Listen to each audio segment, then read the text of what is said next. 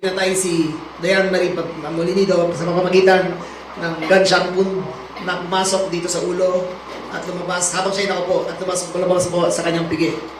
Ang kanyang anak po na si John Ismael ay ginapos ang ulo ng plastic bag at namatay dahil sa pananakal. Po yung voluntary po na sumuko sa kapulisan po dahil nahabag na po yung kalooban ko. Nakukonsensya na rin po ako sa sa nangyari at gusto ko rin pong nanlulumo po ako sa ginawa ng mag-asawa na yun. Gusto ko rin po talagang gusto ko yung sarili ko na sila po talaga yung may kagagawan ng lahat. Sa halagang 450,000 ay pinatay ang mag-ina. 5 suspect na ang hawak ng mga otoridad kaugnay sa karumal-dumal na pagpatay sa babaeng pulis at kanyang 8 taong gulang na anak. Kabilang diyan ang dating asawa at ama ng biktima at isa pang sumuko na saksi umano sa pagpatay. Arestado na rin ang pulis na padre de pamilya ng pinaslang na policewoman at kanilang 8 taong gulang na anak. Yan po ay matapos siyang idawit na isa sa mga unang naarestong suspect sa pagpatay sa mag-ina. Ang isa pa sa mga arestado, idinetalye ang nalalaman sa krimen. Itinuro ng suspect na ito ang mag-asawang suspect din na pumatay raw kay Police Senior Master Sergeant Dayan Marie Molinido at kanyang 8 taong gulang na anak na si John Ismael. Sila po talaga. Wala na pong iba. May gawa. Nakukonsensya na raw siya kaya kusa nang nagbigay ng nalalaman sa krimen. Napakasakit po. Nakita ko na lang yung nangyari. Binabalot na nila. Doon yung bata. Buhat-buhat na ng mag-asawa. Nilagay dun sa bodega. Wala nang buhay. Sabi kong ganun. Mahirap yung ginawa ninyo. Anak din ako. Anya, bandang alas 8 ng gabi noong January 16, pinapunta siya ng mag-asawang suspect din sa kanilang bahay. Sa garahe daw siya nanatili at tinanong ang asawa ng agent kung ano ang ipabibili sa labas. Nakita daw niya ang agent at isang babae na pumasok sa bahay. Maya-maya, lumabas ang asawa ng agent at sinabihan siyang huwag munang aalis at tulungan siya. Pero makalipas ang ilang oras, lumakas daw bigla ang tugtog sa loob ng bahay at nakarinig siya ng kakaibang tunog. Iba po ang tunog. Tunog po talaga ng baril. At pagbukas niya ng pinto, Doon ko na po nakita na yun na nga po, binaril na nga po yung hindi ko kilalang babae na nasa loob po, na nakaganon po. nagtanong daw siya kung anong nangyari pero sa halip na sagutin ay pinagbantaan siya. Huwag kang magsasalita. Ikaw ang isusunod ko. Hawak na ng QCPD ang 3 suspect at nakatakda silang sampahan ng reklamo. Aresto na rin ng QCPD ang asawa ng biktima na si Police Senior Master Sergeant John Molinido na nauna ng itinuring na person of interest. Sa halagang 450,000 ay pinatay ang mag-ina. Ayon sa aming investigasyon, considered case closed na to at charges will be filed. Isa na lang po ang titignan namin yung anggulo ng asawa ni Dayan na si John Molinido. Si John Molinido po at si Dayan ay hiwalay na ng 3 taon.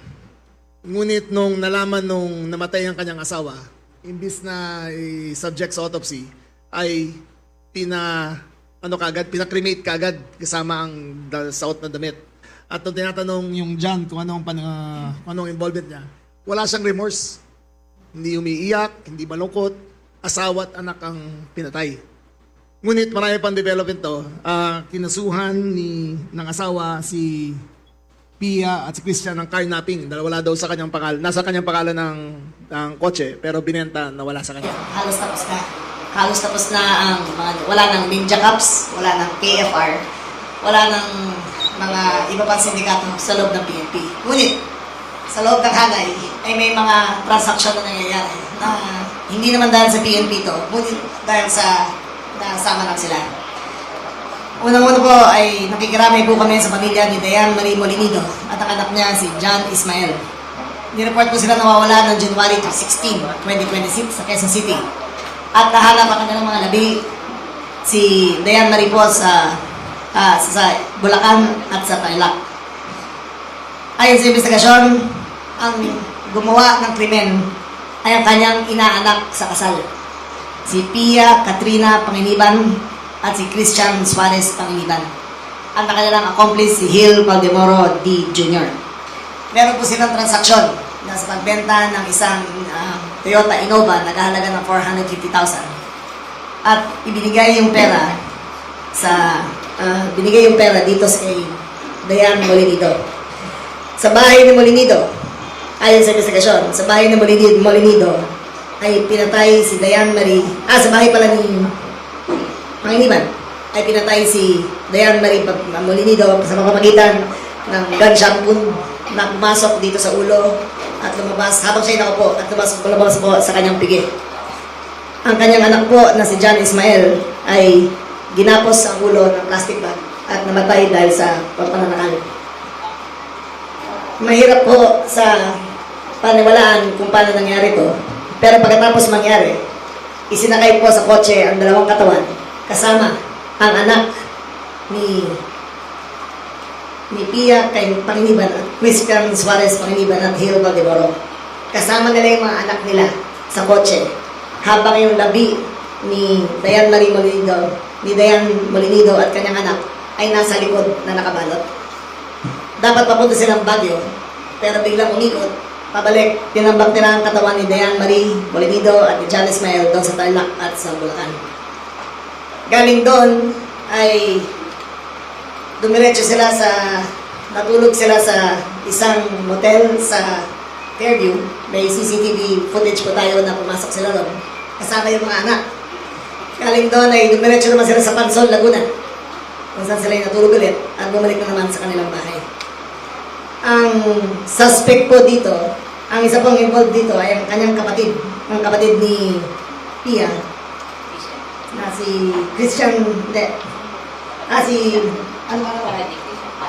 ni Christian, si Maribel.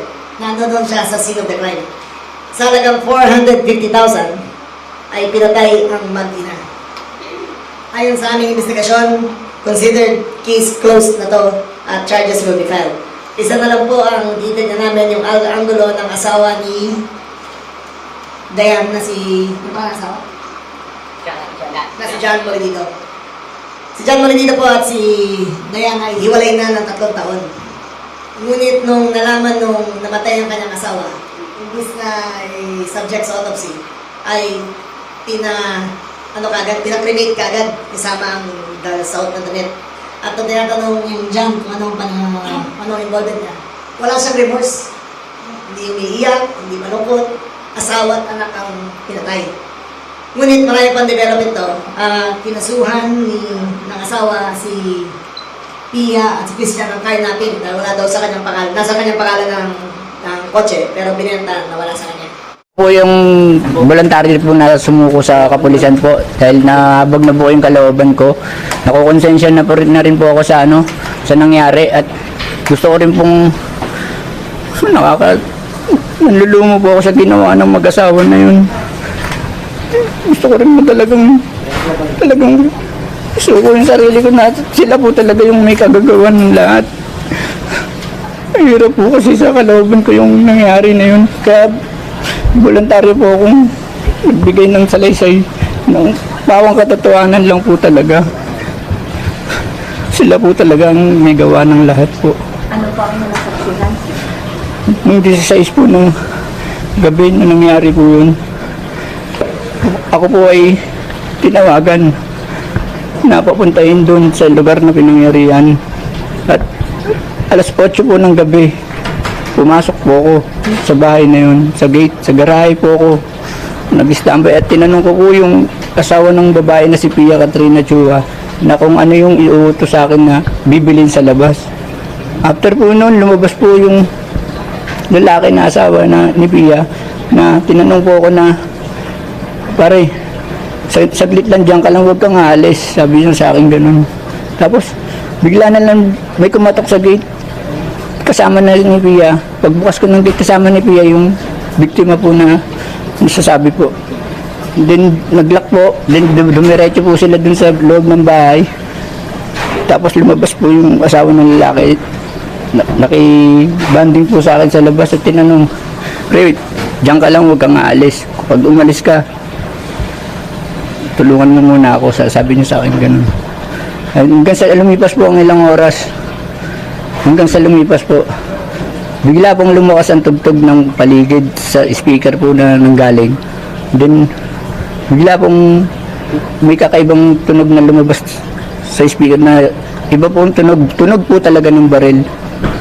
At pagbukas ko po ng pinto, doon ko na po nakita na yun na nga po, binaril na nga po ng asawa ni Pia Katrina Chua yung hindi ko kilalang babae na nasa loob po, na nakaganon po.